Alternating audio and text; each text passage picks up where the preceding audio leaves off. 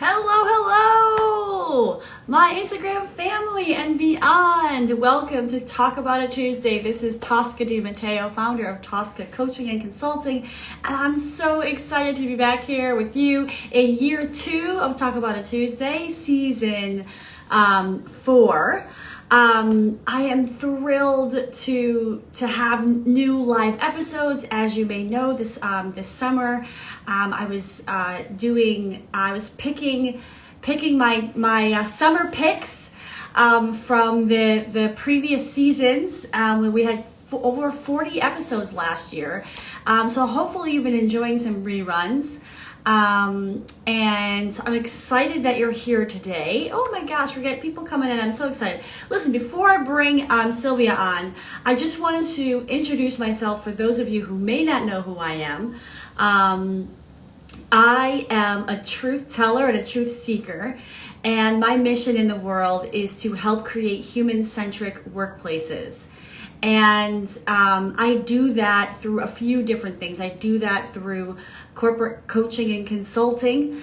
I do that through one-on-one career coaching. I also do marketing consulting. And so what it all comes down to with what I do is I help people find their authentic truth so they can live from that place and do no harm to others. And so I think through that work, if we walk in healthier into workplaces, then the workplace will be healthier. And part of the reason why I do Talk About It Tuesday is because I love bringing diverse voices to the table to share their stories, the messy middle stories, to help us all on our journey to live our best life. And so I'm thrilled to have Sylwia on, and I'm gonna bring her on now. But I just wanted to give you a little sense of who I am, and you can visit my website at toscadimatteo.com if you want to learn more. But I just want to get going. Sylwia Gargala Qasim. Hello, hello, welcome. Hey there, Tosca. So great to see you. Wonderful to see you. Happy September. Happy Virgo season. All right. Yes, I know some great Virgos. Yes, yes. So listen, I'm thrilled to have you on. I'm excited for this conversation. We've already got some great participation. We've got some folks in the room here. And I just want to hand it over to you to introduce yourselves. You and I, we haven't known each other that long, but the minute that I met you, and thank you, Karen, for the introduction. She's on right now. I knew that you had a lot to share and just such passion, and I was like, yes, let me have you on my show. Let's talk about it. So whatever you want to share about your journey, about what you want people to know about you, the floor is yours. All right. Well, first, I wanted to say thank you for having me and for the work you do. It's very inspiring. And I also can't help but see the kind of people who are showing up on this feed, and a lot of my female women peeps. And I just wanted to say thank you. You rock. I love you. And thank you for always, always being so supportive. And so, when I think about what do I want to share about myself, I think the first thing I wanted to say is the experience I've lived, which have made me into the person I am, have been those of being a woman, an immigrant, a mother, a wife, a teacher, a life coach, a career woman. But when I think about who I am at my core, I am a deeply passionate defender of anyone who's mistreated. And funny story, this actually started when I was a kid. This deep sense of empathy for fairness and equality was very much present from early on in my life. So, when I grew up in Poland, so when I played outside, I was everyone's go-to defender of anyone who was bullied. I don't know how this came about. I just know that, kids would come to me and I would step in. And I don't even remember the kinds of things I did, but I would defend them. So this again, what I just mentioned, this deep passion and desire for fairness and equality has been very much a guiding light in my life. And most recently, it manifested itself in birthing of Bonds magazine. And so that's kind of a brief overview. And I guess I can go into now, you know, a big part of who I am is an immigrant, and I have an immigrant story. I was born in Poland when Poland was a communist. I grew up there in the 70s and 80s. And, you know, it's interesting because when I speak with my peers here in the United States and we kind of share stories of our childhood, my story feels so drastically different than theirs, because I almost can relate more to people who survived, you know, the Great Depression or World War II than people who lived in the United States in the 70s or 80s. You know, Poland was communist, very poor. There was, you know, rations of food because there was so little to go about. But, you know, the interesting thing about that, I was reflecting on this recently, because by standard definition, I grew up poor, but I never saw myself as poor. And that made me pause and wonder, well, how come? And I realized no one in my environment, my parents, not our extended family, no one ever called, we didn't call ourselves poor. The country was poor. Everyone was collectively kind of in the same boat. Obviously, there were some people who, you know, had a little bit more. But in a way that this relates to Bonds, it made me realize how the language we use, the narratives we create are so powerful, because I could have grown up thinking and seeing myself as a poor person, but I haven't. And don't get me wrong, even when I lived here, you know, later in my later years, there have been times when I was broke, but poverty is more of a state. Broke is kind of like, it's temporary, I'll get out of it. So it just, in that sense, I have to say I appreciated my environment and the culture, in that everybody just accepted how things were in that moment. So, and so we focus a lot on, at Bonds magazine, on how do we tell a story? How can we change this narrative or perspective? And it doesn't mean you're not acknowledging the truth. It's on the contrary, you are, but how the language you use, how you say it, does make a huge difference. Yeah, yeah, go ahead. No, so what I wanted, kind of in contrast to that, what I wanted to share is there were other stories that I heard growing up in Poland. So Poland is a very homogeneous society, at least, I mean, a little bit more diversity now, but predominantly, especially when I was growing up there, predominantly white and Catholic. So the stories, the narratives I kept hearing growing up, which I started observing as I became a tween and early teen, was about the stories about, I was hearing about women, and that this is what I heard. Women are not as smart as men. Women are the weaker sex. Women cannot lead because they're too emotional. And I remember at the time, obviously, I didn't have the language to give it a name, essentially misogyny. But I remember feeling angry about it, because it did not match with my reality. And my reality was the only dependable people in my life were women. They were the ones who were showing up for me and all the kids in my circle. My stepmom, she went to work, came home, cooked us dinner, did homework with us, took care of the household. My dad went to work, came home. That is on the days he did come home, because he was an alcoholic, as were many other men. It was a very common kind of state of affairs. And so I couldn't understand, wait, why are...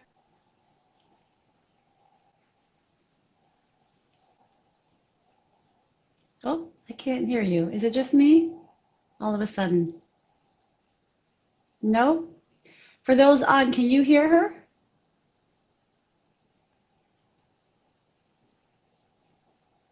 Or I'm just wondering if it was just me.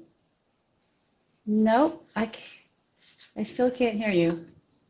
Volume drop. Yeah, so other people can't hear you either.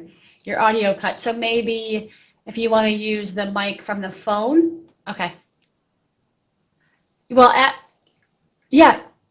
Nope, can't hear you. Still can't hear you. Yeah, thanks everybody for sticking in here. I don't know if we're in Mercury retrograde right now. I know that there's an ad, there's like a website for that. Yeah, but Sylwia, as you're trying to connect, or either maybe not use any headset and just use the mic from the phone, that might be a possibility.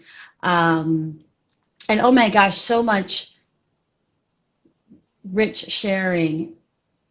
Nope, I can't hear you still. And if you need to pop out and pop back, and whatever you need to do to try and rectify. But again, it might be best try not to use the headset, or maybe rejoin. Maybe just something got funky with Instagram. You can pop out and pop back in. You've got some diehard fans in here. We're not going to leave you. We're hanging in. Yeah, like I just, I love this. I'm just going to kind of reflect a little bit on, on what Sylwia has been talking about. She talked about like this truth about, still can't hear you, about being a defender, right? And not knowing exactly where that came from. But really owning it and honoring that, and just standing up for others as just her core of who she is. And I thought it was, okay, yeah, sure, she's going to rejoin. Yeah, and I think, this idea of the narratives, right? Like the narratives that we tell ourselves, and is it serving us? Like, do we need to let those narratives go? And I can personally relate to that right now, in a lot of the journey that I've been through over the past couple of months, of just like really letting go of my narratives that aren't serving me, and how, do I let myself be defined by that, or create a new narrative? All right, we're going to try this again.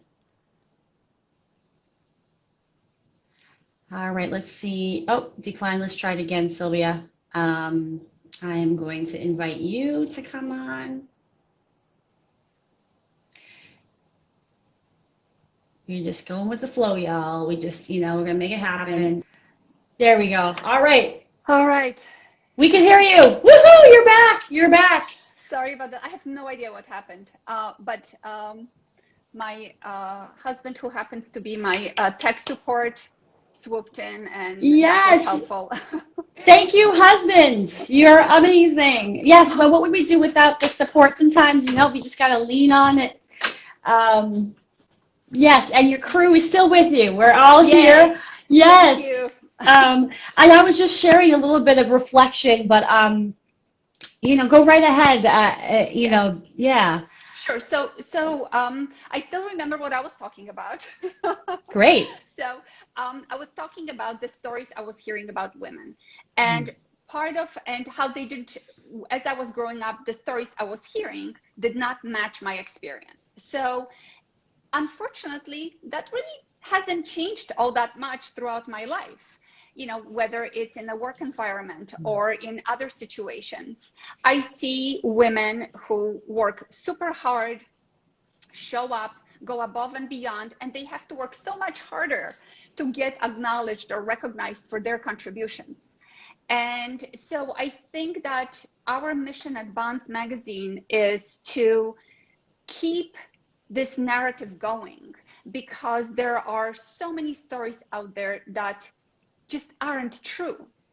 And we want to make sure that we are changing this narrative.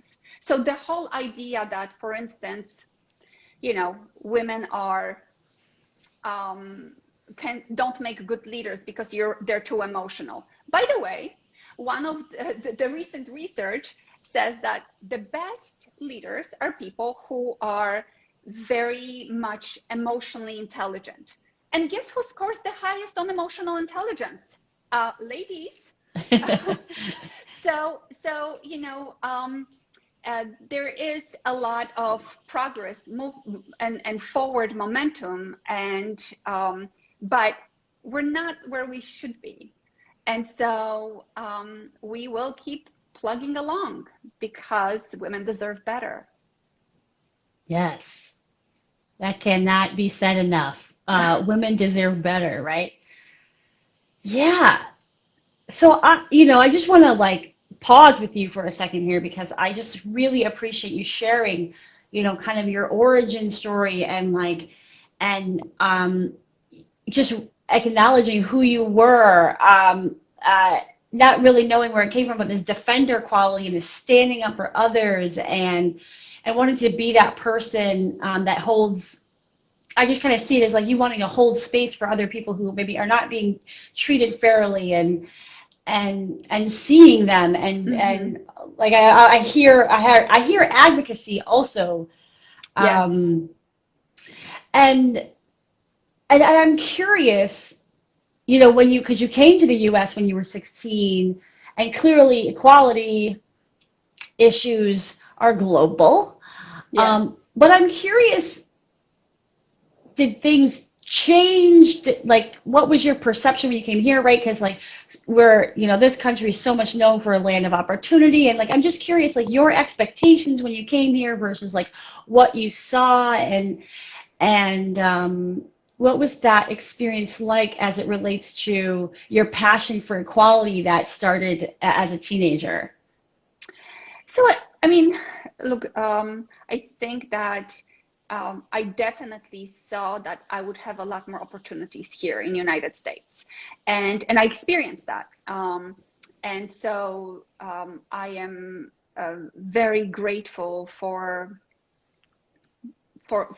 kind of this, what coming to the United States opened up for me. Certainly a lot more movement and freedom, but we still, especially as an adult, as a woman who has had many experiences in my life, I can take a step back and say, yes, United States has made a lot of progress, but we're still so far behind.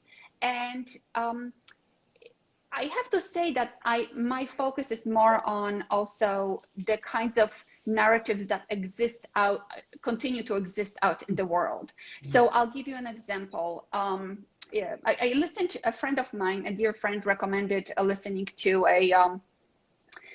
it was a comedy special by Hannah Gadsby called Nanette. It's on Netflix. I highly recommend it. It's a incredibly brave and courageous show, and in it she talks about how women, her experience as a gay woman, but she also talks about how women have been seen throughout the ages. Women are either portrayed as a virgin or a whore, and it's an awful word to use, but that's just how it's been.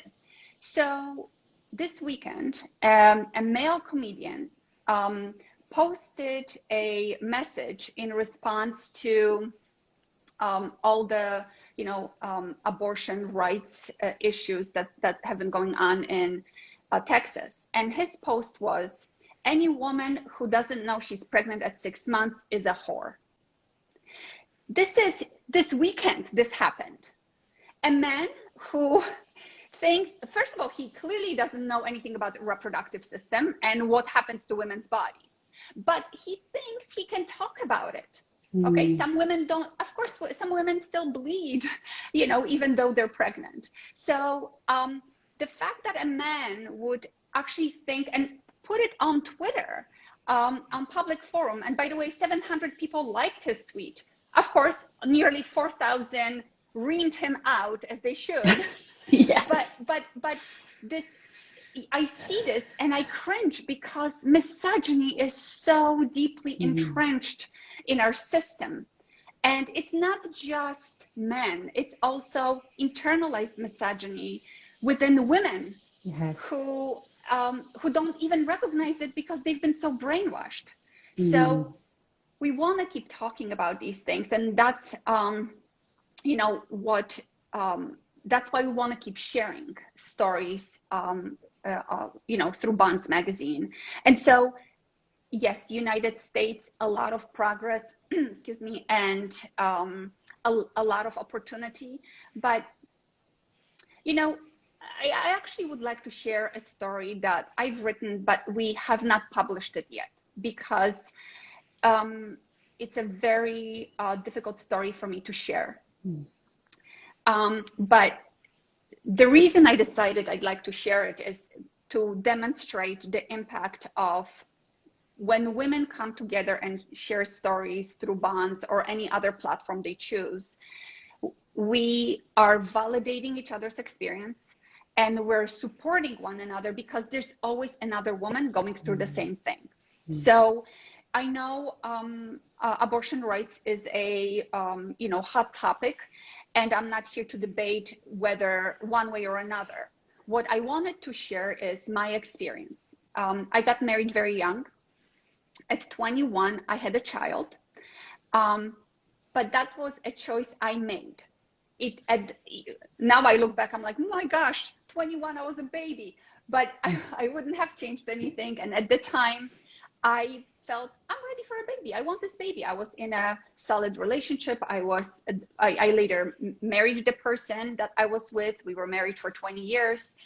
But we were both very young, dealing with our own personal traumas. And when my child was 3 years old, we split up, and I temporarily lived with friends for about 6 months.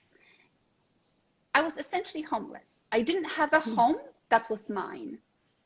I was working nights, going to school. At the time, it was I signed up to Catherine Gibbs School, so these schools no longer exist. It was a secretarial school, so because I wanted to learn a skill so I could have a job and support my child and myself. I hustled. I had a solid network of people who were helping me.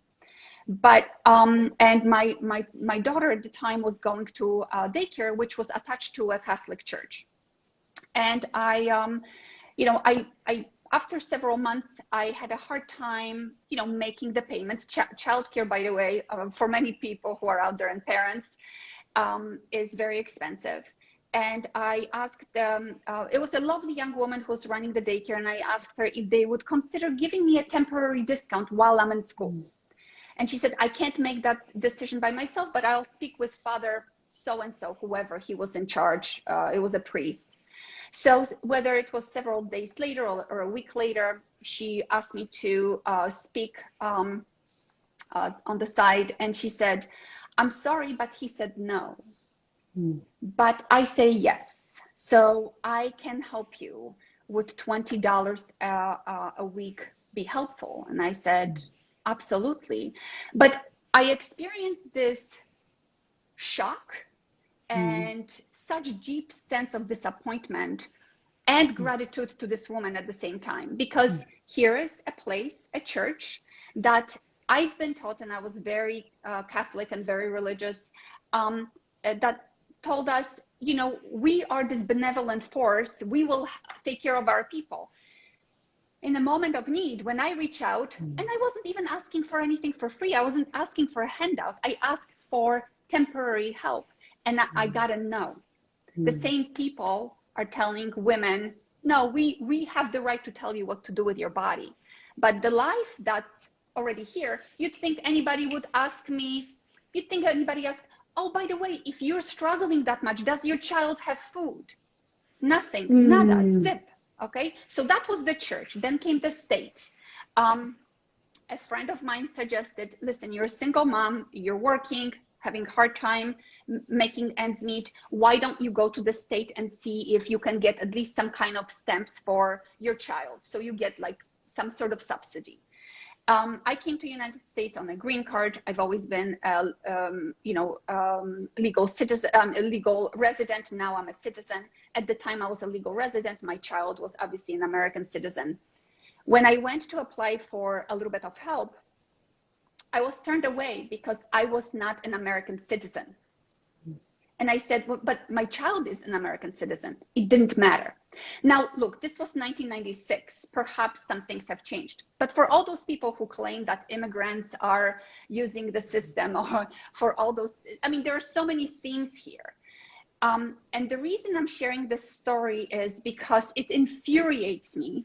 And I think I hear a lot of women talk about, share their story of, why they chose abortion and how it changed their life. And that's fine. I think those stories are very important for women to hear. But just as important it is to hear that I actually chose life. And once that life was here, nobody gave a crap about my little child. No one, other than a small network of people that I had who could help me and supported me. And once I got those 2 no's, I was like, forget it. I'll figure this out. And I did. And we managed. But I want to be real, and I want to keep talking to women about all the things. Our rights are under constant attack. So what's happening in Texas right now, it's not about caring for life, because if we really cared about life, we would have universal health care for children. We would have universal daycare. United States is the only first world nation that does not have maternity leave for women. We care so much about children, but the health of the mother, who cares? She'll figure it out. Okay, so the same people who claim this is just a topic they use to politicize an issue. These are people who care about power. This has nothing to do with saving life. And I know this, maybe this conversation took a different trajectory, but this is such an important such an important topic to all women. And that's why we need to keep sharing these stories, because the narrative that's out there about so-called protecting life is false. If you were protecting life, you'd be protecting children who are already on this planet and who need food and healthcare and education. Now I'm going to take a breath because it got me a little heated. I love the fire, Sylwia. I mean, I think this is what people want to hear. Like, it's okay to get angry. It's okay to get fiery. It's okay to call it out and say, like, this is complete bullshit.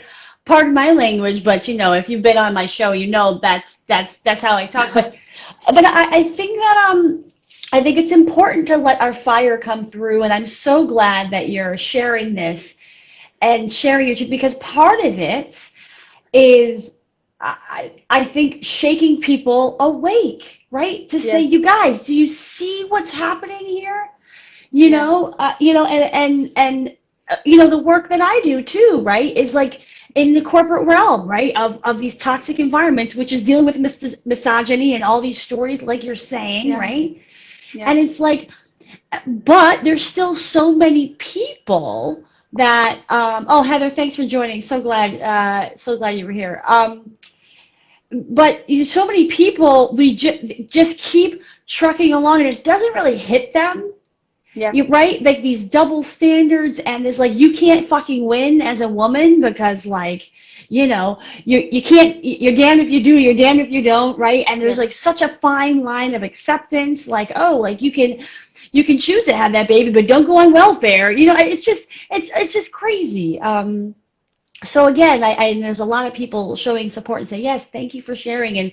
And that's why I love these live conversations, because, it goes where they're meant to go in the moment. And so I just appreciate you allowing that to come through. Thank you. But, Tosca, what I wanted to add and I appreciate the support, it means a lot. What I want to acknowledge is that sharing these stories isn't easy, because last week for the first time in 25 years of remembering my own story, I realized that I had never before acknowledged to myself that I was homeless. I didn't have a home. I lived in somebody else's house, but I didn't have a home. And so sharing stories that where women specifically are so harshly judged is not easy. So opening myself up even in this moment is vulnerable.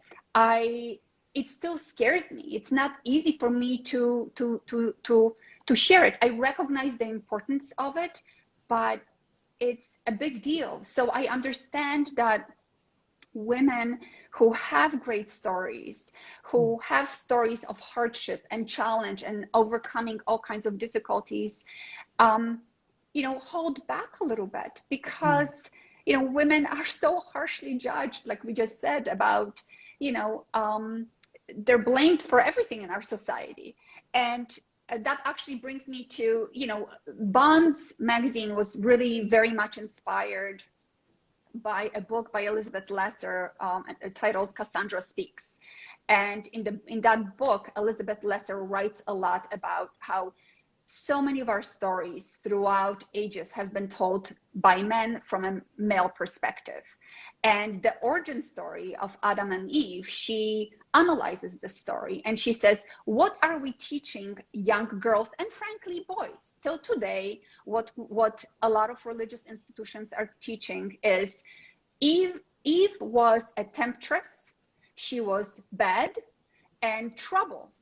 And so she took a bite of the apple and enticed Adam.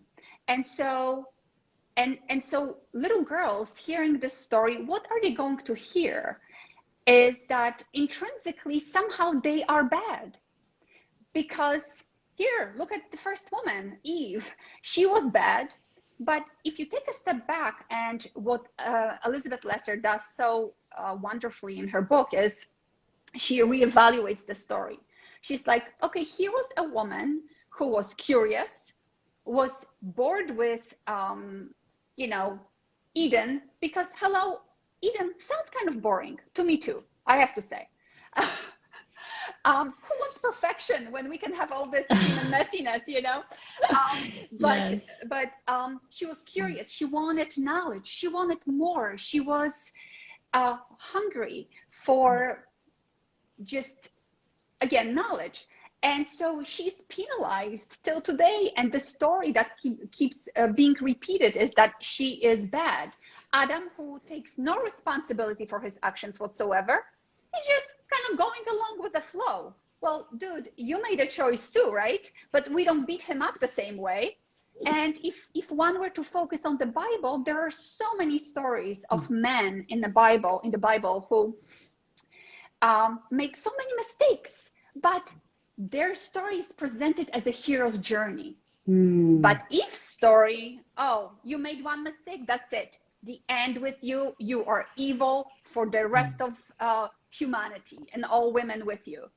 It's just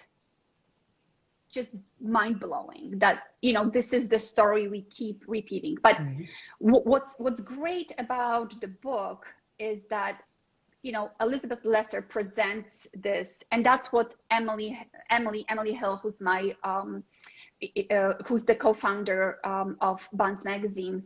We both read Cassandra Speaks, and we were so inspired by the book because Elizabeth Lesser basically poses this large question.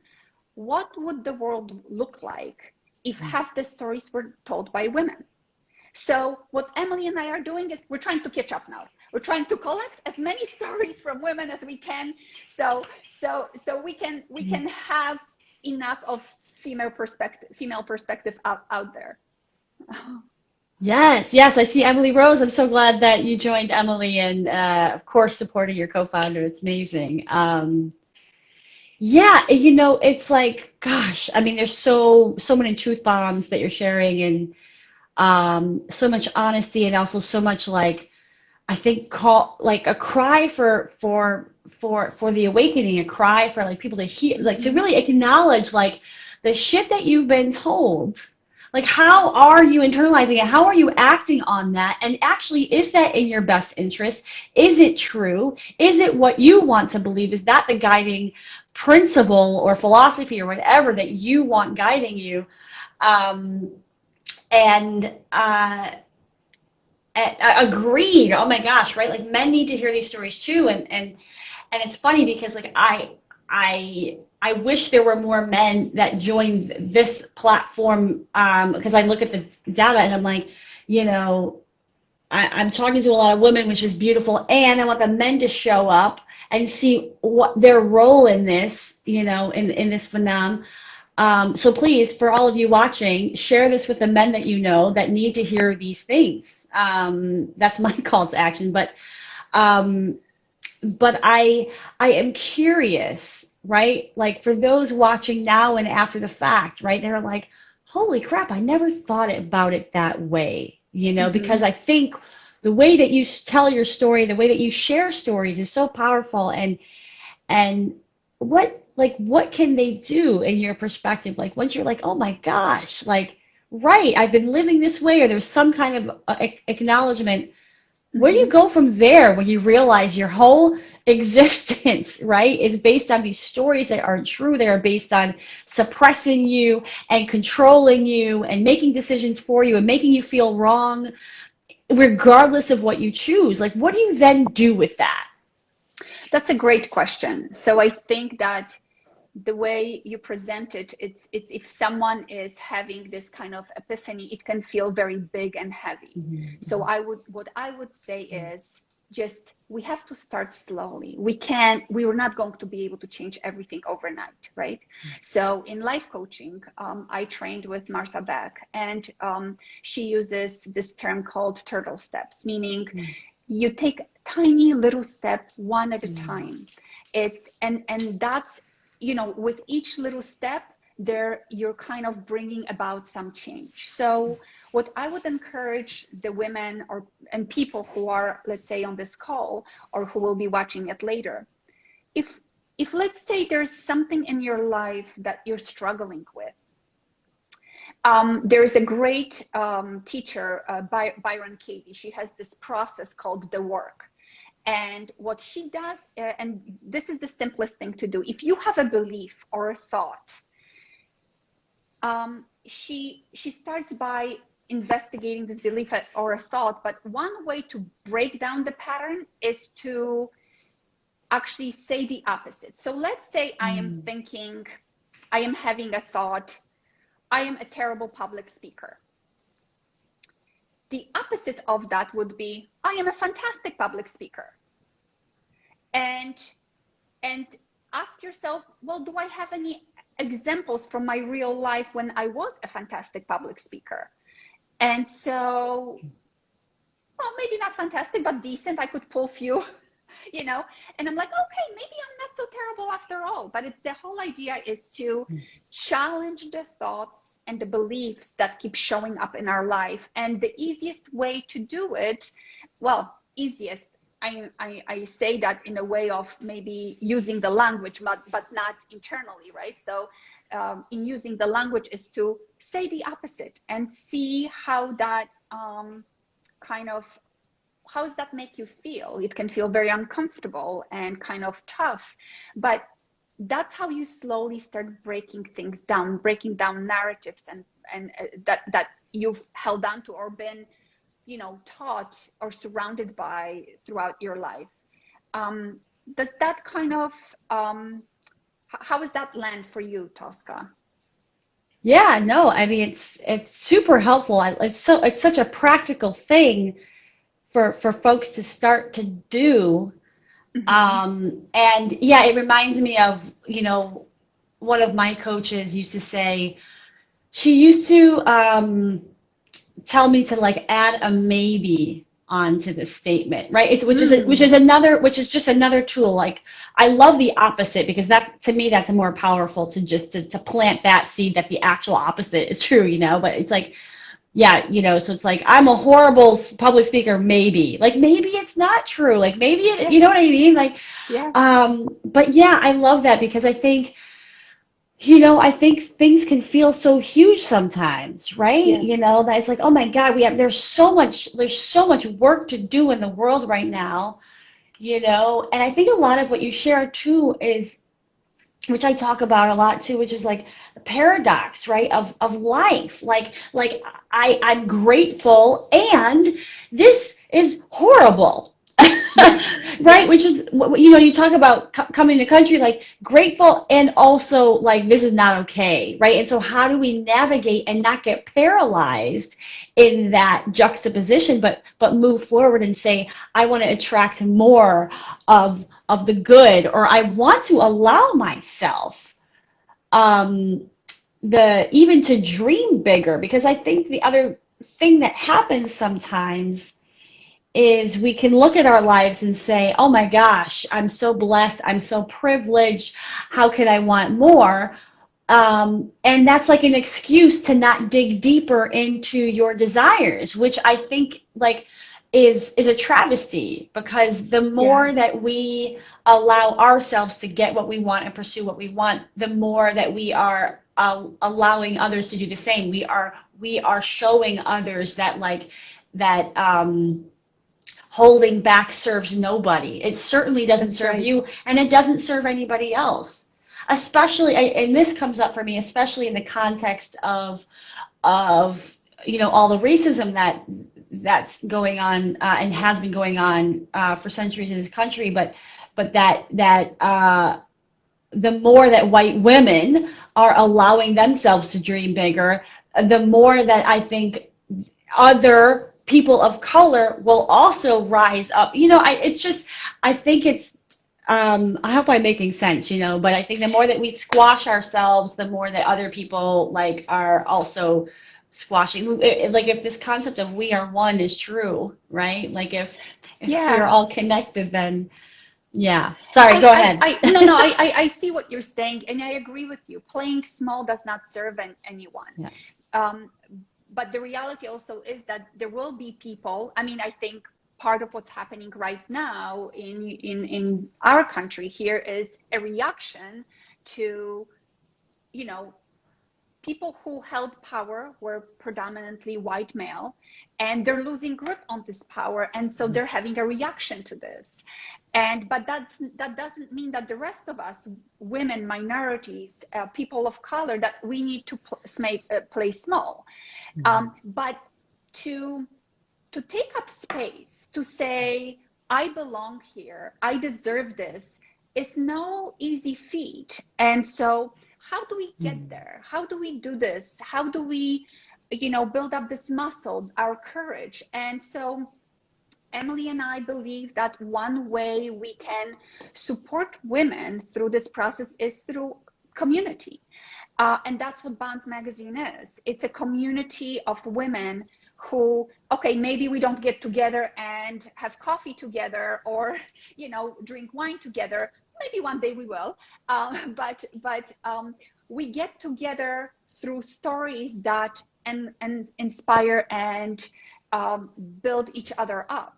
You know, I wanted to mention we've interviewed such incredible women. And we're always inspired by them. Most recently, we interviewed Carrie Ann Johnson, who is doing research on Whisper Network.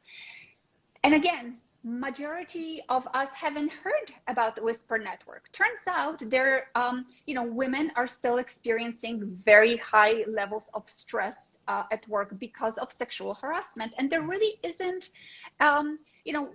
Yes, we now have a word for sexual harassment. There is supposedly HR that's going to help us, but most women either don't report it, or when they do report it, nothing really happens.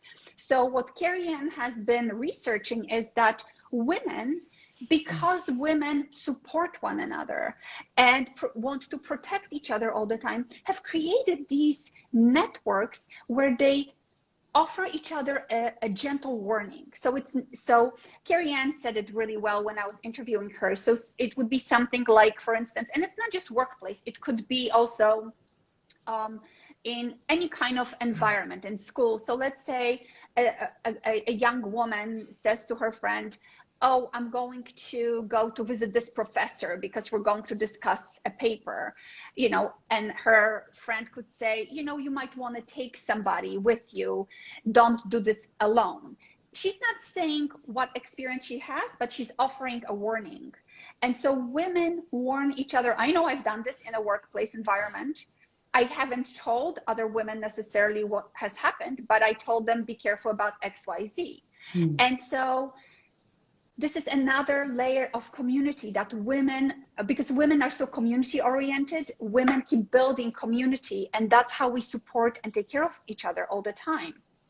And I know, I hope I'm also making sense, but one thing I wanted to kind of mention as I'm talking about this piece is Elizabeth Lesser in Cassandra Speaks also writes about research that women's instinct is to tend and befriend, not fight or flight.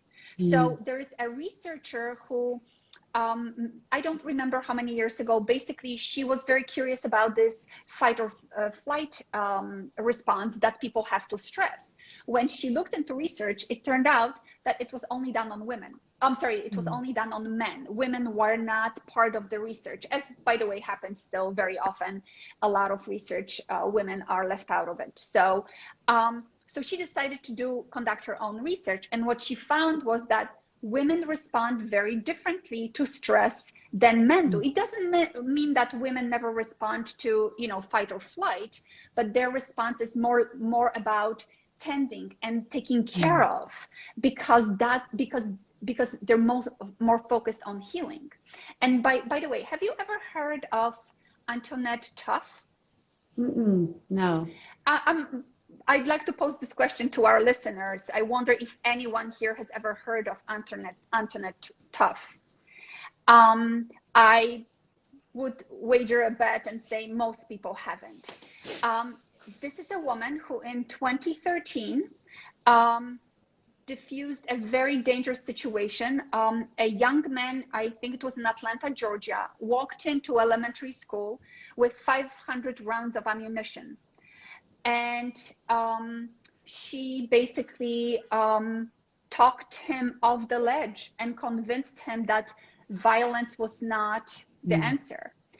And so I also find this interesting. We know about Columbine, we know about Sandy Hook, as we should, because there were horrible things that happened and they need attention.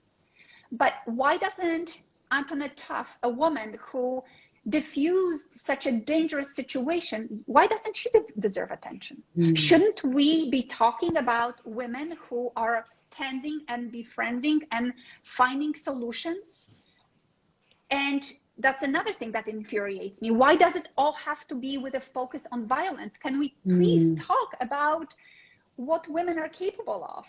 And yeah, and even right now, when you're hearing about which companies are doing really well, the companies that are led by women are doing better. This is the research that I've been seeing, or at least headlines that I've been seeing lately, because there's a lot of tending and befriending that's needed in the world right now.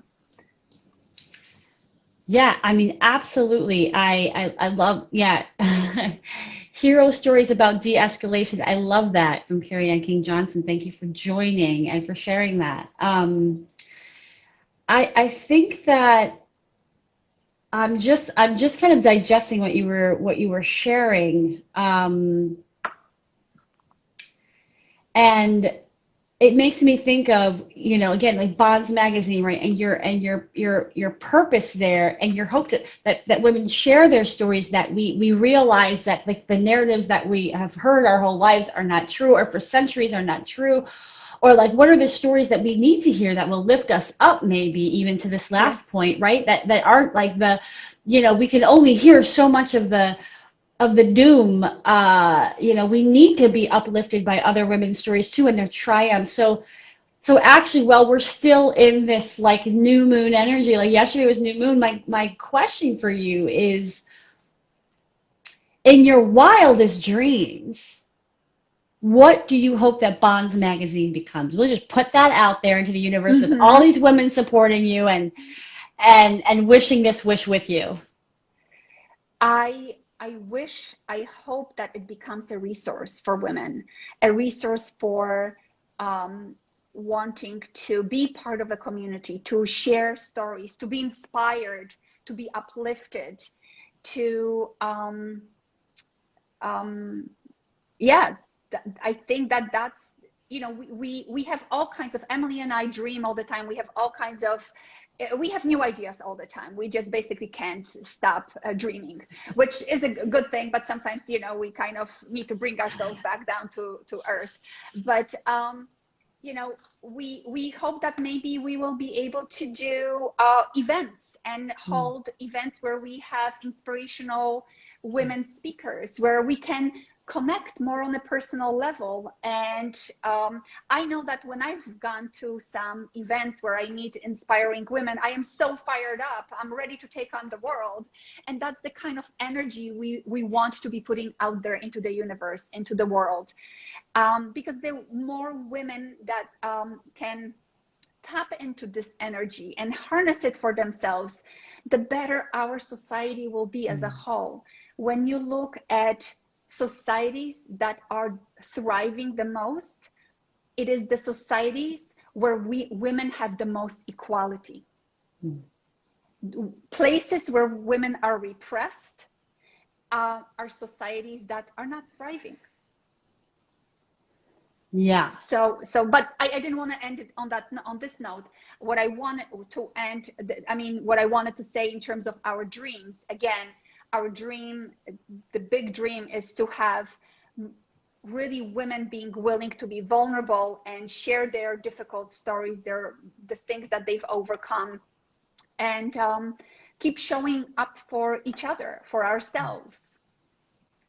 I love that. All of those dreams are beautiful, and I know there's so much more that you want out of this. So, what can, I know you have an Instagram account at Bonds Magazine, so I'll definitely invite everybody to take that action and follow you so that more women are aware. What else can people do to support Bonds Magazine and to share their voice and share their stories? Like what else can we do?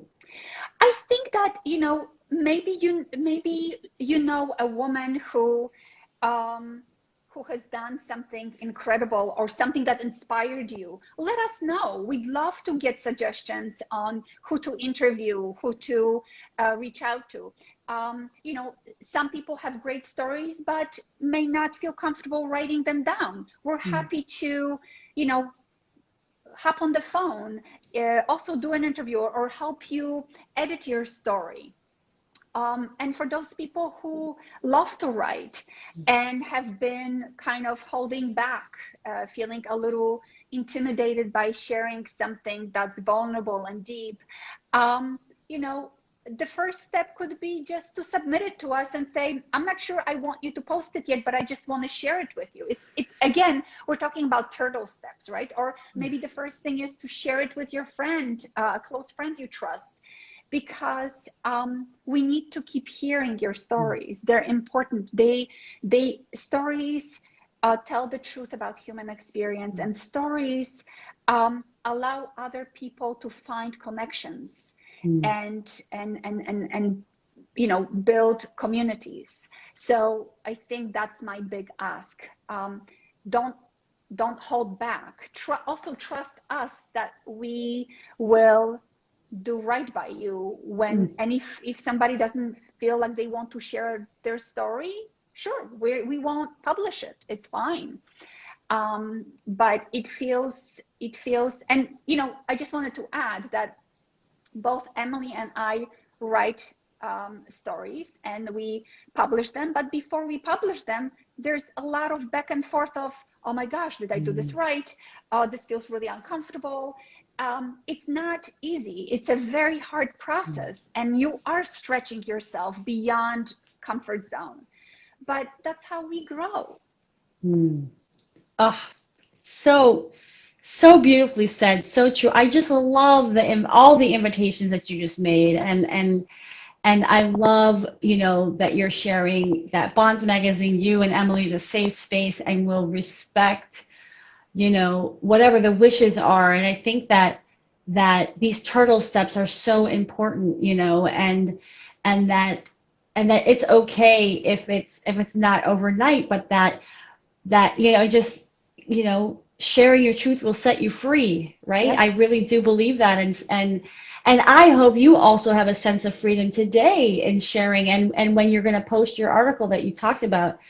Um, I think that what it makes me think of is that women go through so much, Yeah. and it's often unnamed or unacknowledged because we just say to ourselves, I just, we diminish it in a way, right? Because of the, it's the only thing we knew that we had to go through, but we didn't realize like how traumatic it is, or how much it affects us and how we make decisions because of what we've gone through.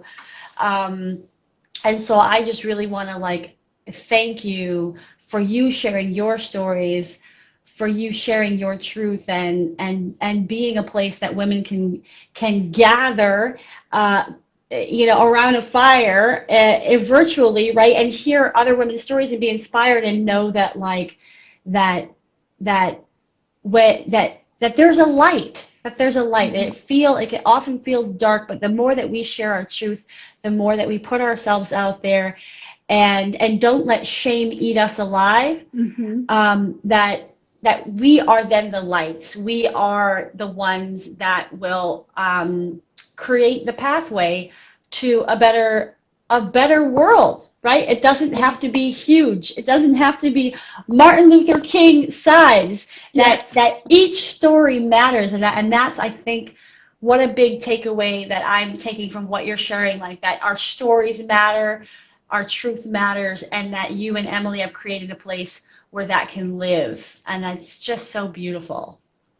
Thank you, Tosca. Deep bow to you. Thank you for all your work, for this platform. You made me feel very comfortable, and you also created a very safe space for me to be able to share this. And it's really inspiring as well. And I just wanted to say thank you one more time to all the people who joined. I am forever grateful for your support, and I love you all so much. And thank you again. Thank you so much. It was beautiful having you. And please, again, everyone, follow Bonds Magazine, submit your story, reach out to these lovely women, Miss Emily Rose and Sylwia. And I guess my last question in closing is if there was any last thought that you really wanted to leave folks with. Last thought, I